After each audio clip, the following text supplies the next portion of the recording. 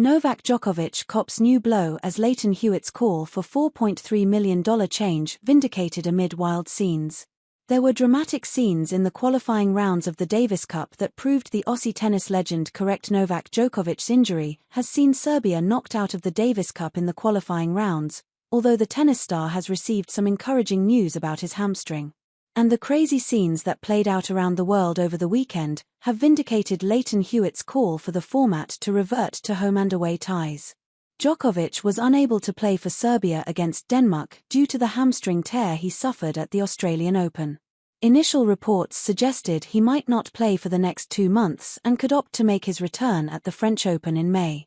But the latest reports state he's recovering much quicker than anticipated, and is even a chance to play the ATP event in Doha this month.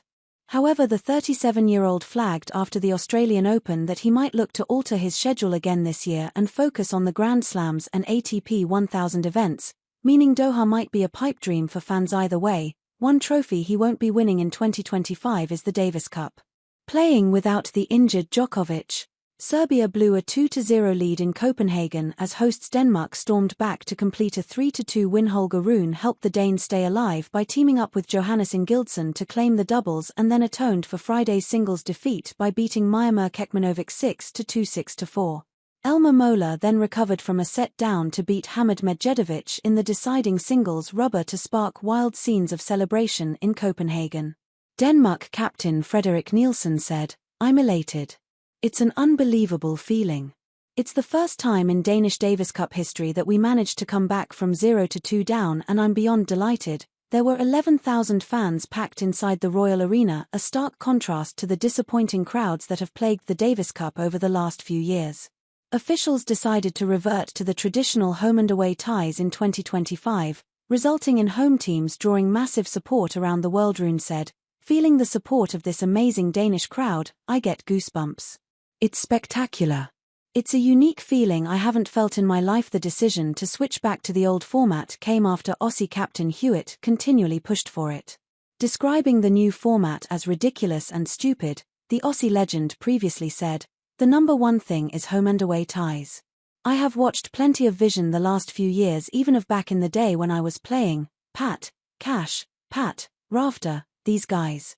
The crowds, even me coming back here to Spain and remembering 2000. Rafa Nadal was carrying the flag onto the court in front of over 20,000 people, all booing and screaming against me, and it was still an unbelievable atmosphere that I'd want to dream of playing in. You know, that's what the Davis Cup was about." And Djokovic had previously said, "I actually personally feel that the best format will be somewhere in between the old one and the new one.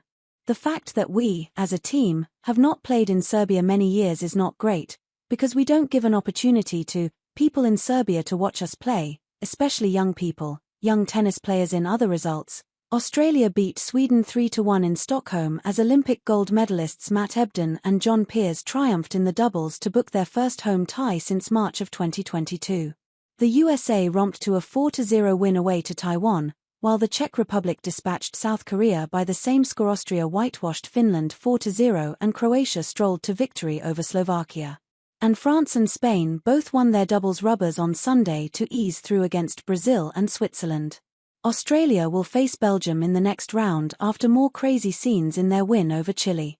Zizou Bergs inadvertently collided with Christian Guerin during a change of ends in their singles rubber, with Guerin left with a swollen face and demanding Bergs be defaulted, but when that was rejected by the officials, he copped a game penalty for refusing to take the court, which handed Belgium the win to advance to the next round to face Australia. Guerin, who was reported afterwards by Chile's team doctor to have been in no condition to continue, reportedly complained to experienced Portuguese umpire Carlos Ramos, "If you are not going to default him, default me. You don't have the guts to do it to me." Jannik Sinner and Italy won the $4.3 million event last year and have automatic qualification into the finals as a result.